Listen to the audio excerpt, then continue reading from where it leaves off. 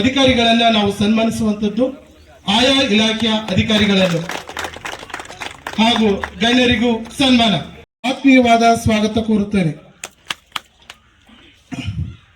ಈ ಊರು ಅಂತಕ್ಕಂಥದ್ದು ಇತಿಹಾಸದ ಪುಟಗಳನ್ನು ನೋಡಿದಾಗ, ಬೇಲೂರು ಹಳೆಬೀಡು ಅಂತಕ್ಕಂಥ ಶಾಸನಗಳನ್ನು ನೋಡಿದಾಗ ನಾವು ಇತಿಹಾಸ ಪುಟವನ್ನು ನೋಡುತ್ತೇವೆ.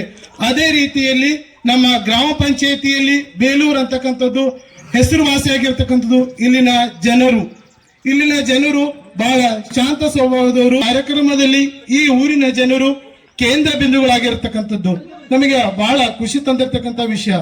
ಹಾಗಾಗಿ ಈ ಕಾರ್ಯಕ್ರಮವನ್ನು ಉದ್ದೇಶಿಸಿ ನಾವು ಮಾತಾಡುವಂಥದ್ದು ಬಹಳ ಖುಷಿಯಾಗಿರ್ತಕ್ಕಂಥದ್ದು.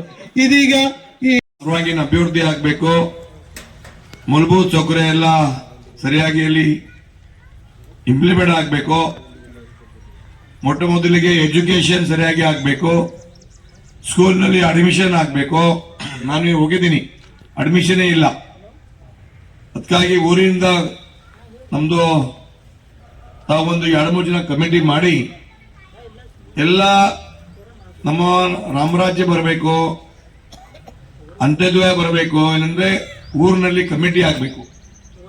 ಕಮಿಟಿ ಆಗಿ ತಾವು ಒಂದೊಂದು ಡಿಪಾರ್ಟ್ಮೆಂಟ್ ಬರ್ಸಿ ಫಾಲೋ ಮಾಡಬೇಕು.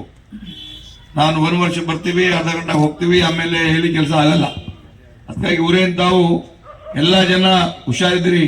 ತಾವು ಕಮಿಟಿ ಮಾಡಿ ಏನೇನು ಕೆಲಸ ಬರಬೇಕು ತಾವು ನಮ್ಮ ತಾಲೂಕಾ ಪಂಚಾಯತ್ ಕೇಳಿದ್ರೆ ಅವರು ಅರ್ಜಿ ಕೊಡಿದ್ರೆ ಅವರು ಬಾಯ್ ಪರೀಕ್ಷೆ ಮಾಡ್ತಾರ. ತಲಾಟಿ ಕೊಡ್ತಾ ಇದೆ, ತಹಸೀಲ್ದಾರ್ ಬರ್ತಾರ, ಇಲ್ಲಿ ಚರಂಡಿ ವ್ಯವಸ್ಥೆ ಇದೆ, ಪಿಡಿಯೋಗೆ ಬರ್ತಾರ. ಈ ತರ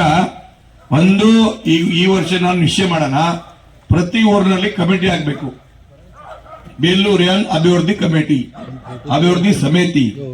ಆಮೇಲೆ ತಾವೆಲ್ಲ ವೀಕ್ಷಕರೇ, ಈ ವಿಡಿಯೋ ನಿಮಗೆ ಇಷ್ಟ ಆಗಿದ್ರೆ ಈ ಕೂಡಲೇ ಸಬ್ಸ್ಕ್ರೈಬ್, ಕಮೆಂಟ್, ಲೈಕ್ ಮಾಡಿ ಹೊಸ ವಿಡಿಯೋಗಳನ್ನು ಮಾಡಲು ಬೆಂಬಲವನ್ನು ನೀಡಿ.